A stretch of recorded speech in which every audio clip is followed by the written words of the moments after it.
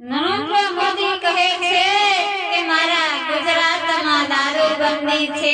મારા સાહેબો ક્યાં દારૂબંધી છે? કઈ જગ્યાએ દારૂબંધી છે એ કહો। હવે દુનિયા દારૂ પી પીને મરી રહી છે। ઝેર વાળો દારૂ આવે છે।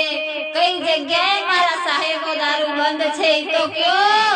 શહેરમાં બંધ છે